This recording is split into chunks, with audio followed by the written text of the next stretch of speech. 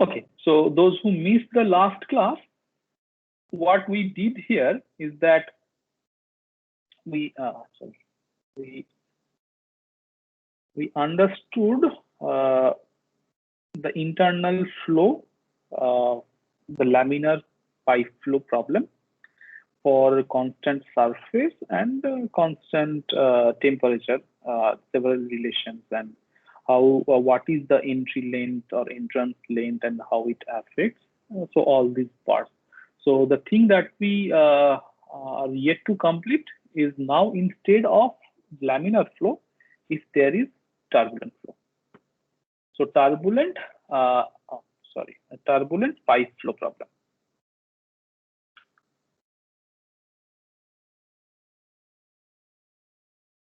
My screen is gone, right?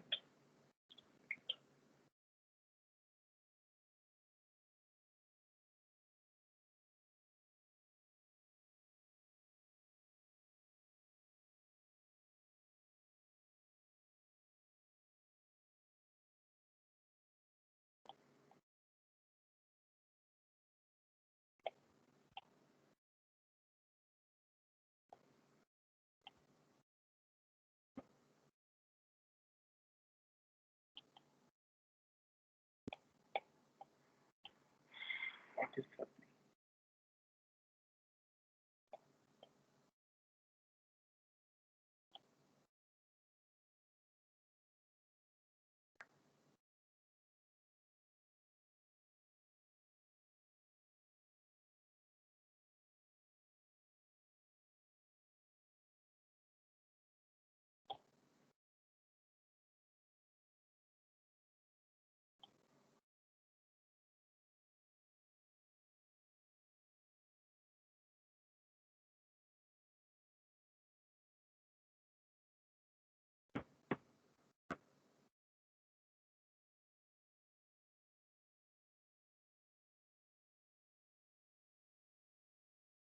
Yeah.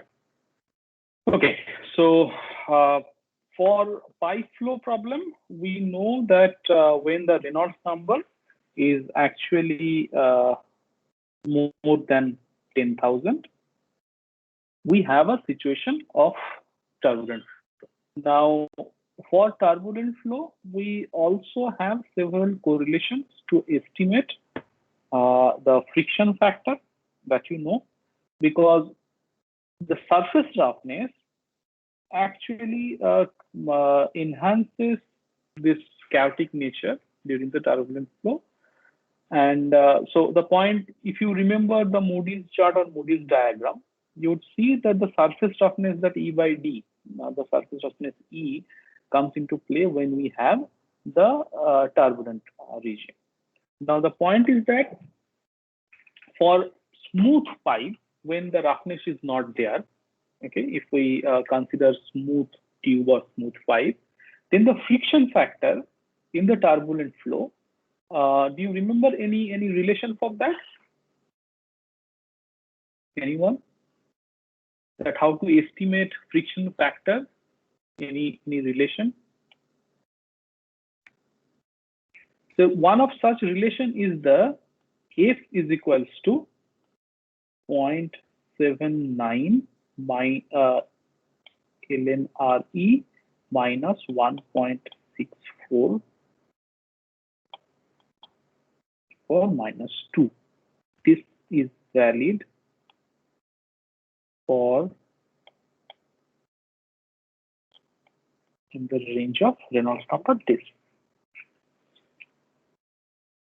So once we have the friction factor either from this or from the Moody's diagram or some sources, then we can apply, we can derive the relations from the Chilton-Coldman analogy. If you remember that relation, that we have the J factor during the relation between friction factor and the local convectivity transfer coefficient. So during that, we mentioned this term, the Chilton-Coldman analogy. So from there, we will not go into the derivations of that. So what happens is that in this case, the Nusselt number becomes 0.125. This A stands for the friction factor. Reynolds number and Prandtl number to the power 1/3.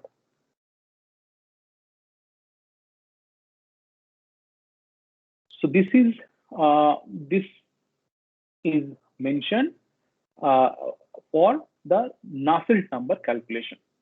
So Nusselt number in turbulent flow in smooth pipe. Okay, for that you have to know what is the friction factor. Okay, once we get the friction factor, we use this expression to get the Nusselt number. So the point is that either for the smooth or the rough tube, this similar strategy we can apply.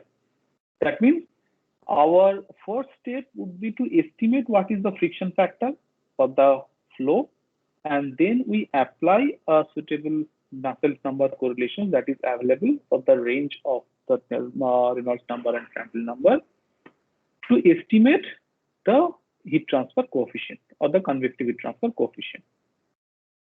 Now, again, there is fully turbulent flow.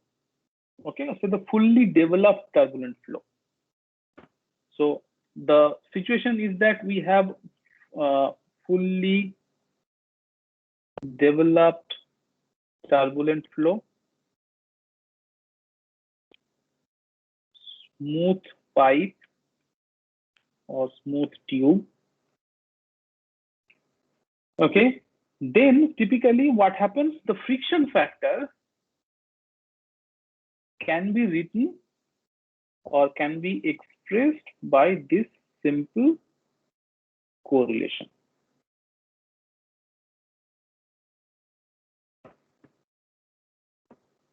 And if we substitute this value of F in this expression, what we typically get is Nusselt number is equals to 0.023, Reynolds number to the power 0.8, and Prandtl number to the power 1/3.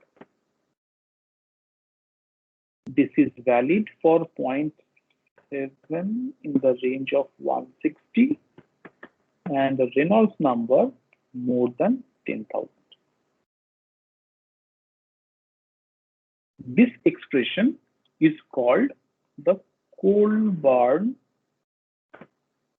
equation relation.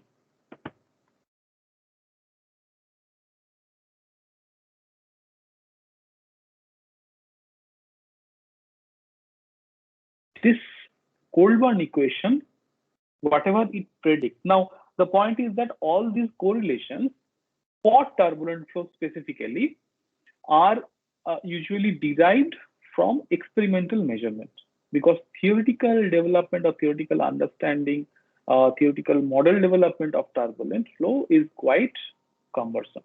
It's quite difficult, because theoretically we know, or we should understand, that turbulent is intrinsically a 3D phenomenon. Okay, it is chaotic, it is random. Okay, so all these correlations are developed or derived empirically based on certain set of experiments for the range of Reynolds number and Prandtl number. So whatever this correlation has been say used for this whole range, it may not be consistently predicting with the same accuracy, even if you use within the this range of Reynolds and the Prandtl number.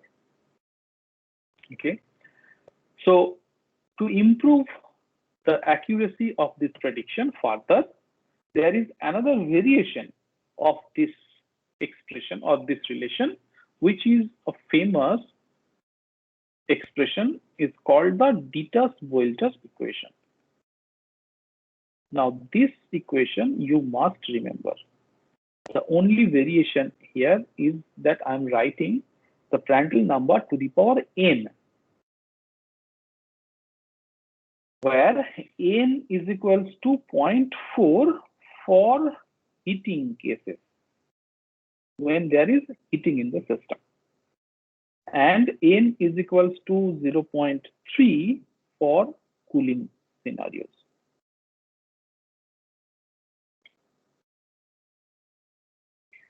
This is for fluid flowing through pipes. That is the internal flow. Turbulent flow, smooth pipe. Okay. The name is DITTUS, Dittus-Boelter equation.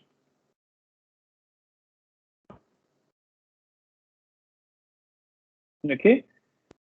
You shouldn't forget this expression or this equation. Okay. Dittus-Boelter equation that gives you it is always preferred over this cold one equation because you get a better accuracy depending on the scenario, whether that is the heating phenomena, that is something we are heating for certain purposes, or the situation involves cooling phenomena. Now, in all the cases, again, the fluid properties are calculated at the average, or say the bulk mean fluid temperature, which we know, which is T inlet plus T outlet, or T exit divided by 2. At this mean temperature, we estimate all the fluid properties. The reason I'm telling you this thing, because when you design in your design classes, some heat exchanger or evaporator, the point is that you would not be given such a specific value of the fluid properties that I'm giving in the problem statement. That is, the viscosity is this one, density is this one, thermal conductivity is this value, convective transfer coefficient is this value. You have to get it from the reference book, say some Perry's handbook, or say this DQ Kern and all these heat transfer books that we have, where these fluid properties are elaborated at different temperatures. So you have to pick those properties for your design. Okay, so now similar to our previous discussion, that when we have, say, the wall temperature and this mean fluid temperature, this difference, or say the fluid temperature and the wall temperature, is quite higher, is quite significantly high. I mean, the difference is quite big. Then what happens, that we use some correction factor like we did for the other case, that is mu by mu s, or mu s by mu to the power some indices. Okay, so those relations or the correlations we have to identify from our reference book during the design and analysis or designing a certain equipment or certain problem. Fine. Now here, these are valid, if you see, for almost all the fluids except the liquid metal. Now what happens in liquid metal? Do you remember what happens with the liquid metal? What is it? What was it so different from the other fluids? Because there you have Prandtl number is very low. The Prandtl number becomes, in those cases, in the range of say 0.004 to say 0.01 in this order, the liquid metal.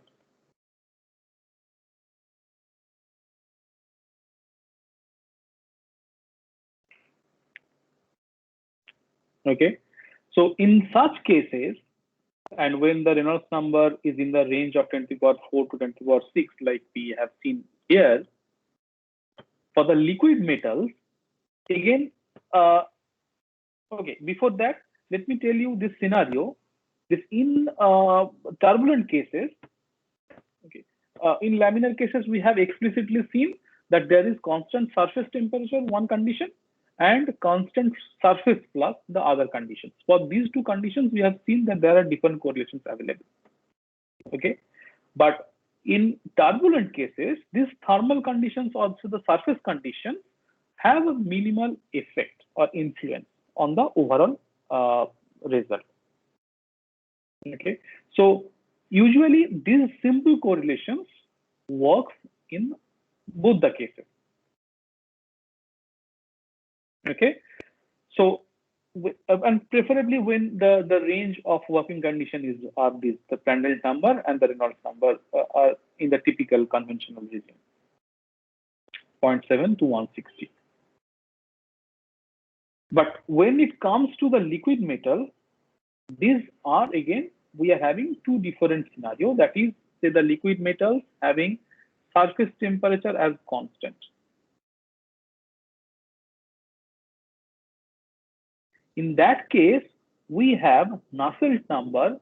The relations again, it is for you to see, not to basically remember also, but there exists certain correlation, and those are 0.85 and Prandtl number to the power 0.93. And when we have Q dot S is constant, that is the constant surface heat flux, we have Nusselt number 6.3, 0.0167, Reynolds number to the power 0.85, and Prandtl number to the power say 0.93.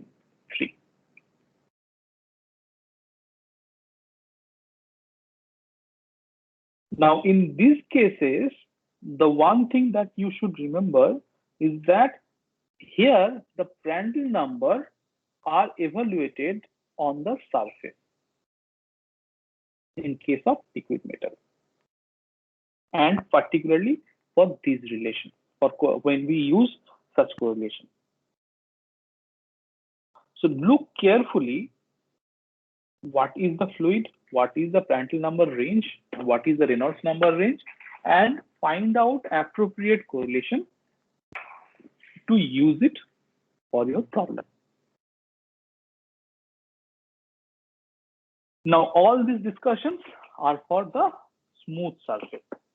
So when we have rough surface, we consult Moody's diagram typically. There are several other correlations, but I will not burden you with those typical correlations. Those who are interested, they can look into the correlations, but the easy way out is the consulting Moody's diagram or Moody's chart to find out what is the friction factor and use it in the relation like I have shown earlier for the smooth surface, for the rough surfaces. Okay, any question at this point? No, sir. Okay, now coming. Sir, these two expressions are valid only for liquid metals, right? Yes, for this with this Prandtl number range. Okay. But for the liquid metal, Prandtl number is way lesser than 0.01. Okay. Okay, and remember that for this particular relations, Prandtl number are calculated at the surface. That is why it is PR at the subscript we have A. Okay, sir. Now, like the laminar flow, in turbulent flow, there would be some section at the entrance of the pipe where the flow would take time to develop in order to be a fully developed turbulent flow. But usually the entry length for the turbulent flow is much shorter. Okay, and typically we consider it as the 10 times of the diameter. We provide 10 times of the diameter if the flow is not fully developed at the entrance. We leave it 10 times of the diameter to develop it to a turbulent, fully developed scenario. And these approximations have been shown very good result. Okay, in the design problems as well. And then these relations are typically used that these are the Dittus Boelter is for the fully developed turbulent region and all this stuff that we discussed. We are also talking about, say, the circular pipes. All these developments are typically valid for the circular pipe. But the point is that when we have non-circular tubes or non-circular cross-section, the way out is that we use the simple relations again, okay, but we use the hydraulic diameter for such cases. Okay, and we know the hydraulic diameter expression. You need not you shouldn't forget this thing. Okay. Yes, sir. cross section by weighted perimeter. So let's not write the A value, that would be confusing, just write P, so that it has a dimension of length.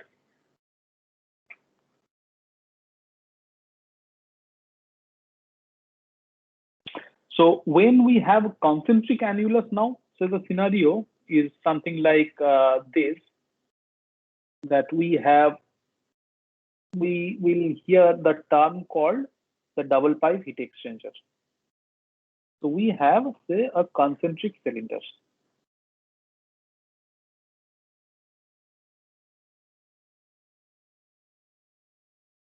Some, say, hot fluid is flowing.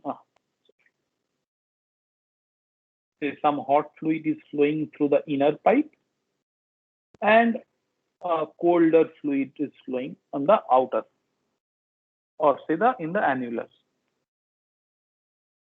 Okay, so in this case, how we use this relation? Because eventually now here, what is mattering, the concern is that how do we estimate convectivity transfer coefficient? The governing equations remain same. It is the flow through pipe, but here now inside that we have annulus. So for a concentric annulus, if it has the inner diameter, say di,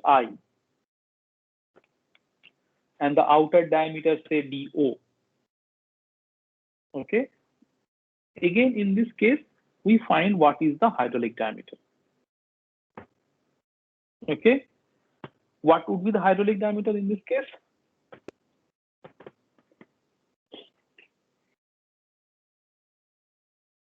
Can someone prompt me?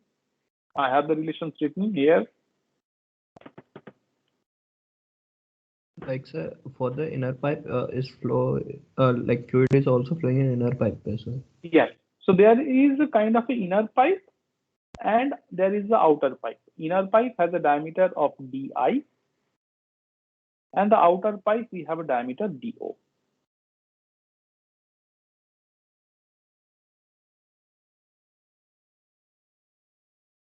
So for the time being, consider that it is of a very minimal thickness, the pipes are of. So the nominal diameter, or say the internal diameter, are the same, you can think of. So what is the weighted cross section when a fluid is flowing through the annulus? That means fluid is flowing in this part. That will be 4 times pi do square minus di square. Difference of the diameter. Absolutely. So it is basically this divided by 4 multiplied by pi into d0 plus di. This is the perimeter, which is nothing but d0 minus di.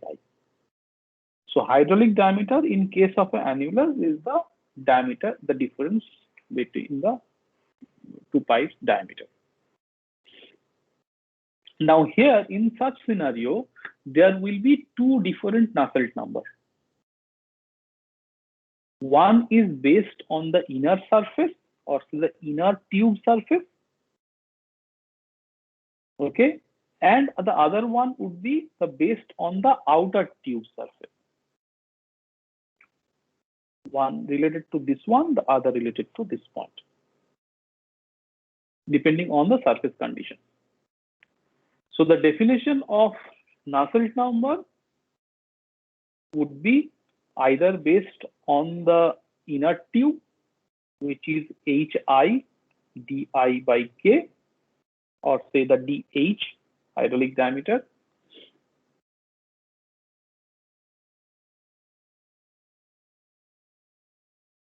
and Nusselt number based on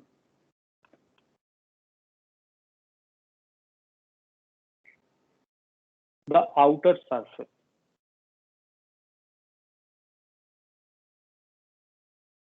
For fully developed turbulent flow, the inner and outer convection coefficients are approximately similar.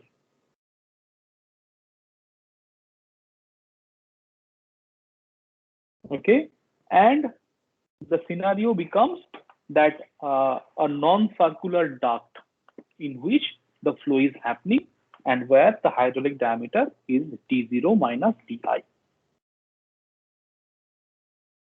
And then the Nusselt number for that case are typically calculated by some higher order relation. Now, the point is that this Ditas-Boelter equation is fine, but there exists some complicated correlations which even predict the values with much more accuracy. But again, those relations are quite complicated and you did not remember. Whenever required, you can refer to get those the relations. But these Ditas-Boelter equations are very frequently used, and this gives you a sufficiently accurate rough estimate for your design problem or to have the calculations done.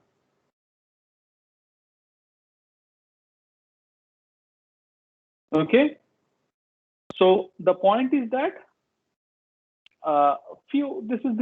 since we are engineers, to have a few numbers in mind, that when the tube surfaces are rough, okay, or non-smooth, or it is corrected, okay, this actually enhances the convection heat transfer coefficient and so the convective heat transfer rate. Now, when there is heat transfer in turbulent flow in tube, we can achieve increase in heat transfer rate, okay, by say around 400% in this range by roughening its surfaces. This roughening of the surfaces, what it does, it increases the friction factor and so the power requirement to pump the fluid. So we have to have an optimization between this pump cost and the amount of enhanced heat transfer rate that we are achieving. Fine. So based on this understanding, I thought to have a couple of problems done, but we do not have time today. So tomorrow morning, we will solve a couple of problems. Okay. So tomorrow's morning will be devoted to solve only the problems before we move on to the next section, next chapter. So based on the internal flow, we'll solve a couple of problems tomorrow to see that how these correlations are applied. Okay, so we'll see a couple of problems, at least two problems, one each from constant surface temperature and one from the constant heat loss condition.